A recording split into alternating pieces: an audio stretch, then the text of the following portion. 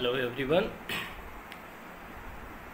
Don't try so hard to fit in, and certainly don't try so hard to be different. Just try hard to be you. Dear students, don't study for getting marks. Study to improve, to increase your knowledge. In a global economy where the most valuable skill you can sell is your knowledge, a good education is no longer just a pathway to opportunity, it is a prerequisite. With these beautiful quotes,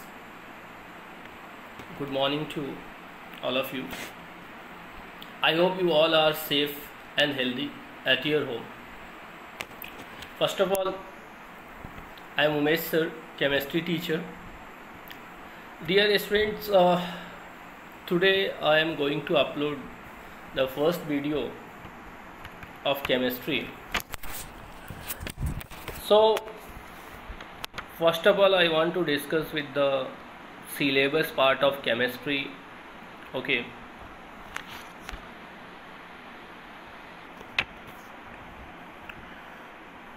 So students, in class 11, this is our syllabus. Total we have 14 chapters.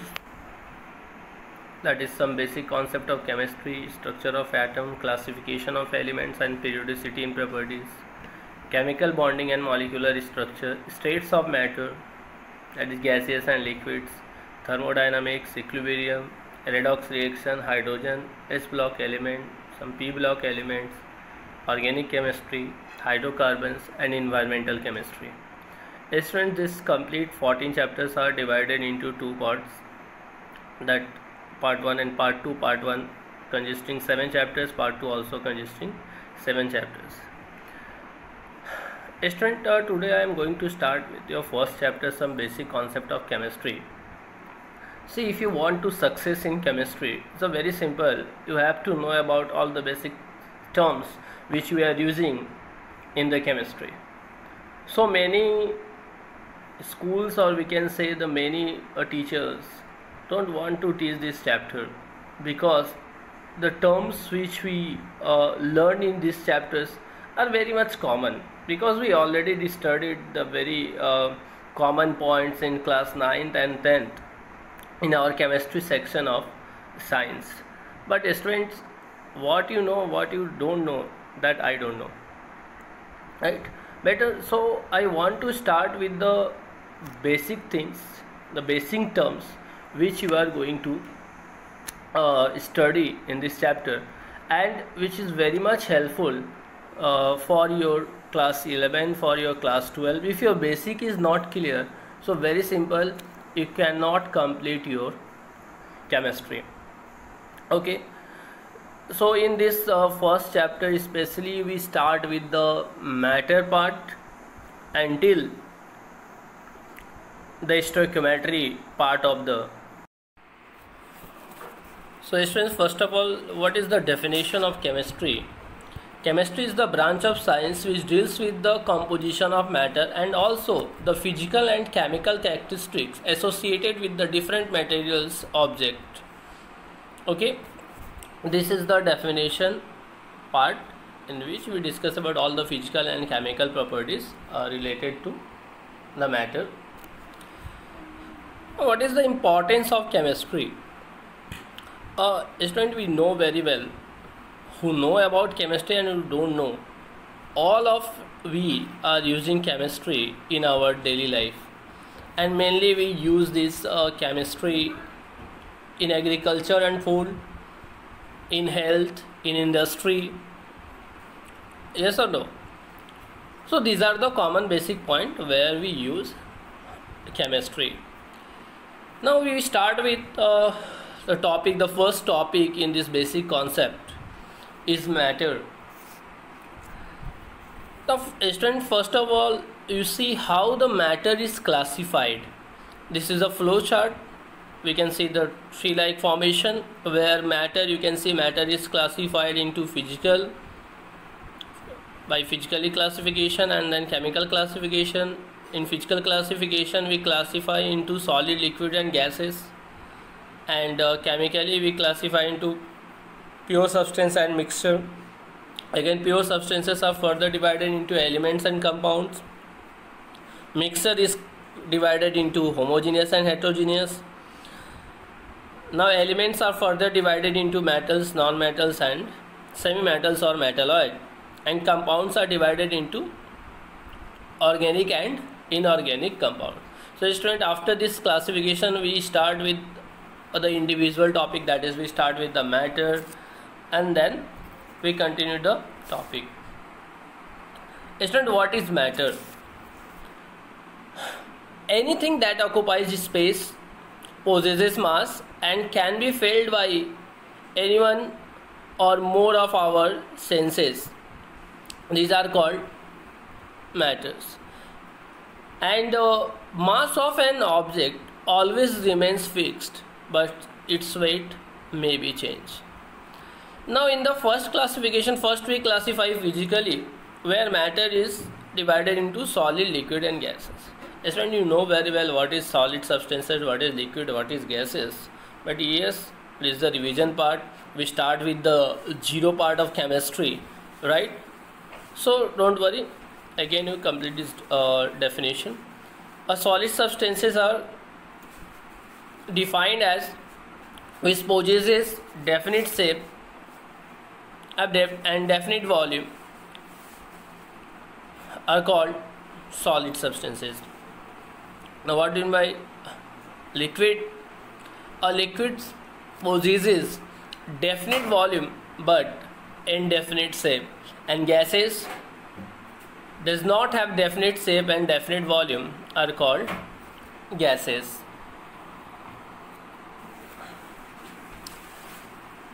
Now in chemical classification, first it is divided into pure substance and mixture. So what is pure substance? Pure substance may be defined as a single substance which cannot be separated into other kind of matter by any physical processes. And again, pure substances are further divided into elements and compounds. Now what is elements? So element may be defined as the simplest form of a pure substance which can neither be broken into nor else what simpler substances by ordinary physical and chemical methods. And the example of elements are silver, gold, carbon, nitrogen, oxygen. Any example you can write. And student, you already completed your periodic classification of elements where you study about the periodic table. In that table you see many elements actually, and total number of elements are 118, and these elements are classified into metals, non-metals and metalloids or semi-metal on the basis of their physical properties, right? Some of the properties you know very well, that metals are hard, they can conduct electricity, they show the malleable property.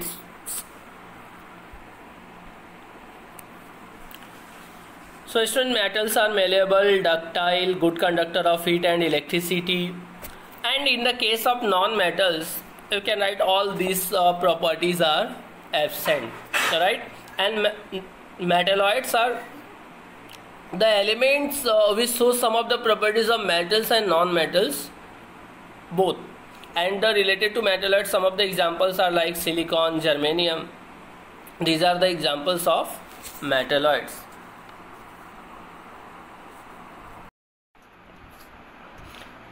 Our next topic is compound, that is the other pure substance. So what is the definition part of compound? A pure substance containing two or more elements combined together in a fixed proportion by weight and can be decomposed into these elements by suitable chemical methods. Student, in this definition, this fixed proportion is very much important. Otherwise, the definition is not valid. I want to discuss a very common example of compound, that is H2O. If you see the composition of hydrogen and oxygen,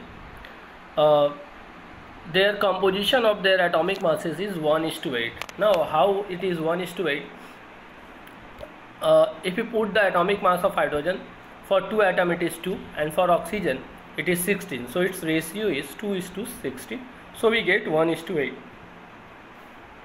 And students, whenever we take water molecule from anywhere, we always get their composition as 1:8.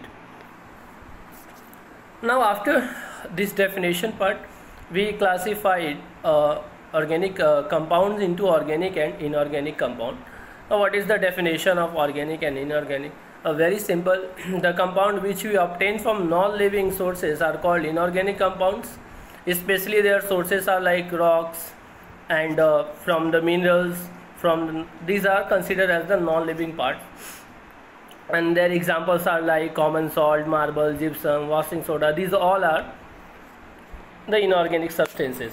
And the organic compound, the compound which we obtain from living things, especially plants and animals, and their examples are like carbohydrate, proteins. These all are the example of organic compound.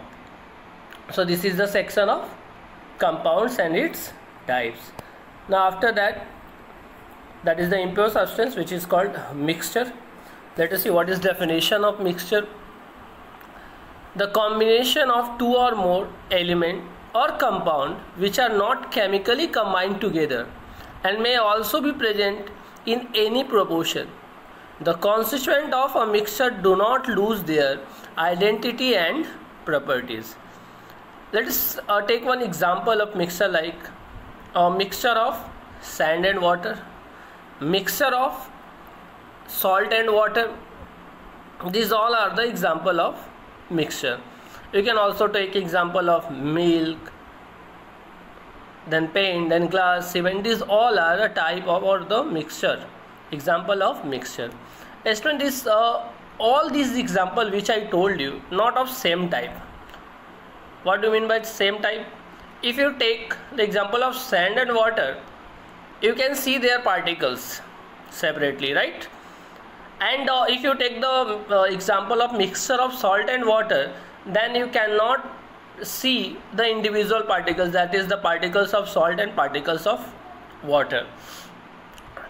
That's why on the basis of their properties also, on the basis of their composition also, the mixture is classified into homogeneous and heterogeneous mixture. So what kind of mixtures are called homogeneous? The mixture which is uniform in composition is called homogeneous mixture, and which is non-uniform in their composition is called heterogeneous mixture. And related to that, the examples are a mixture of sugar solution in water, or a mixture of salt solution in water. And regarding so mixture of sugar solutions in water, mixture of salt solution in water are the example of homogeneous. And a very common example, air is also considered as a homogeneous mixture, because we know very well air mainly consists of nitrogen, oxygen, carbon dioxide, mainly these three, and in their compositions are nitrogen is 78%, oxygen is 21%, and carbon dioxide is 0.023%. So approximately these all three cover 99.023%, and remaining are the different constituents of gaseous particles, right? So if you compare this composition, these are fixed in air. That's why air is considered as a homogeneous mixture. But if you take an example of sand and water, so there is no any criteria that in 500 gram of sand 5 liter of water is compulsory, right? And one important form is that we cannot separate the homogeneous mixture by simply filtration method, but heterogeneous mixture can be separated by physical method, that is the by the filtration techniques. Okay. So student, in today's video I covered till this mixture part, okay, and in my next lecture, which is on in our next video, I start with the atom, their constituent particles, their properties, whole concept. So this chapter is continue in my further videos till this chapter is not going to be finished.